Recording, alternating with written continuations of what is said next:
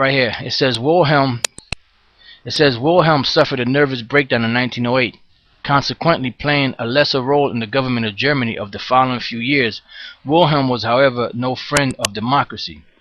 Following the assassination of Archduke Franz Ferdinand of Austria-Hungary on 28 June 1914, Wilhelm and his chancellors Theobald von Bethmann-Hollweg incited Austria to exact revenge against Serbia.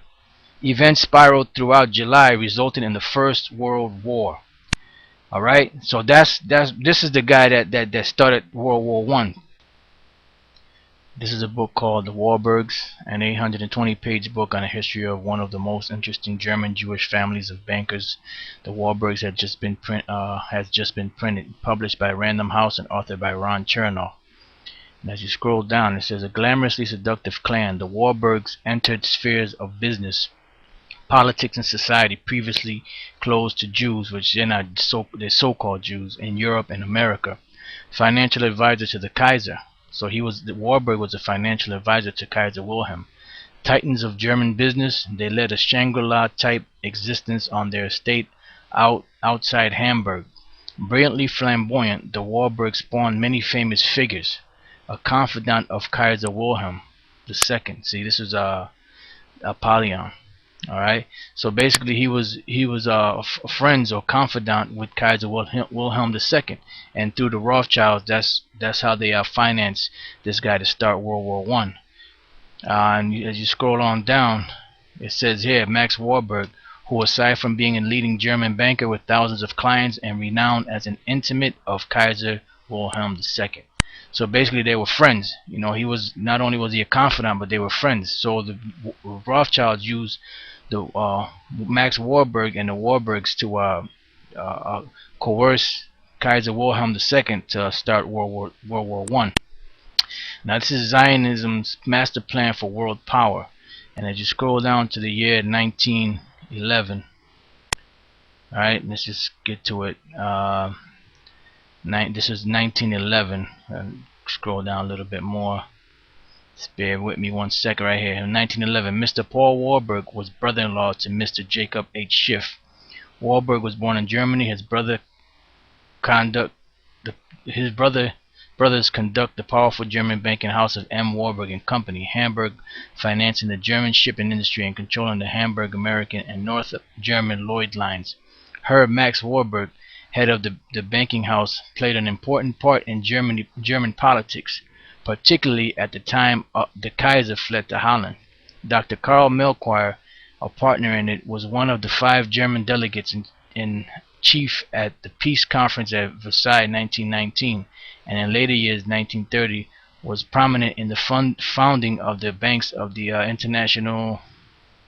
Let's jump right here. Number 2. Correspondence of the Rothschilds to the German Kaiser reveals Rothschild wanted World War I delayed. They needed our Federal Reserve Act to finance world wars. International Jew by Henry Ford. So Henry Ford had exposed these devils, you know. So the Rothschilds wanted this war, but all the countries in Europe were all broke, so they had to set up the Federal Reserve here in America so that they can finance these German countries so that they can start World War One, and they used the German Kaiser Wilhelm II. In the book Satan's Angels Exposed by Salem Kerbin, on page 120, 162, which is chapter 22, it spoke about Albert Pike and Mazzini's plan of 3 world wars. You know, at the end of World War III, they wanted, you know, to gain control of the whole world. And it says for World War One, the First World War was to enable communism to destroy the Tsarist government of Russia and replace it with militant atheism. This came to pass, and we now see the results of this overthrow. So they pretty much got communism in this because they wanted to destroy all monarchies. So they got communism into Russia to destroy the Tsar and to take over the Tsar's riches. And that was the reason for World War One. And they used this guy Kaiser Wilhelm II to start it off. That's Apollyon. All right. So this is the guy that started World War One through through the so-called international bankers, the Illuminati. So the word Abaddon basically means destruction, or the minister of death and author of havoc on the earth. Now, the word Abaddon is the Hebrew way of saying destruction. Now I'm going to show you that. When you go here to the Hebrew New Testament, right here I have highlighted, as you can see, the word there is Abadwan. Abadwan, which the word Abadwan means destroyer. Okay, the word Abadwan means destroyer, and we're going to get into some other information on that, as the show progresses on. Alright, so now let's go back to Revelation 9:11. And they had a king over them, Kaiser Wilhelm, which is the angel of the bottomless pit, whose name in the Hebrew tongue is Abaddon, but in the Greek tongue hath his name Apollyon. And this is the key word we want to deal with here, Apollyon. Now let's go to the Blue Letter Bible. Let's go back and let's look up the word Apollyon, which we have here. Apollyon, it says what? I'm going to highlight it for you. It says what? Apollyon. Apollyon. Alright? Apollyon. Now let's scroll down, see what the word Apollyon means. Apollyon, destroyer. Then they got the same bullshit, angel of the bottomless pit. But then next to it they have the destroyer. Alright? So it really is talking about this guy, Kaiser Wilhelm II of Germany. Now, if you scroll up here, what you're going to notice is right here it says root word etymology, active participle of 622, which means that this word Apollyon comes from a word in from this word here in 622. So we'll click that, and what do we have here? Apollumi. Right? Now what does the word Apollumi mean? To destroy, to put out of the way entirely, abolish, put an end to, ruin. And that's exactly what happened when this guy Kaiser Wilhelm II decided to wage war in which started World War I. Alright, so the root word etymology comes from G575, which is apple, which means to send, like apostle means to send away, apocrypha means to be sent hidden, right? So it comes from the word apple, and then the other word that it comes from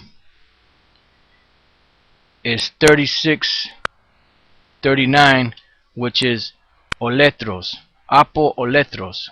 Alright, oletros. And then when you scroll down, the word oletros means to destroy, ruin, death, for the destruction of the flesh.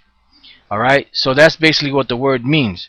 The word Apollyon or Apollumi or Apo-oletros simply means destruction. Alright, now let's go from there to the book of Romans, the 9th chapter. I want to show you something real quick. This is Romans, the 9th chapter and the 22nd verse. And Romans, the 9th chapter, the 22nd verse reads as such: What if the Most High, willing to show his wrath and to make his power known, endured with much long suffering the vessels of wrath fitted to destruction? Now who are those vessels of wrath fitted to destruction? That's talking about Esau. Now let's go to the Blue Letter Bible and let's show you what it says there in the book of Romans, the 9th chapter. Let's see what they have there. Romans, the 9th chapter and the 22nd verse. Let's see what they have there in the Greek for the word destruction. Alright, scroll down. Fitted for destruction. Alright, this word here is apoleia.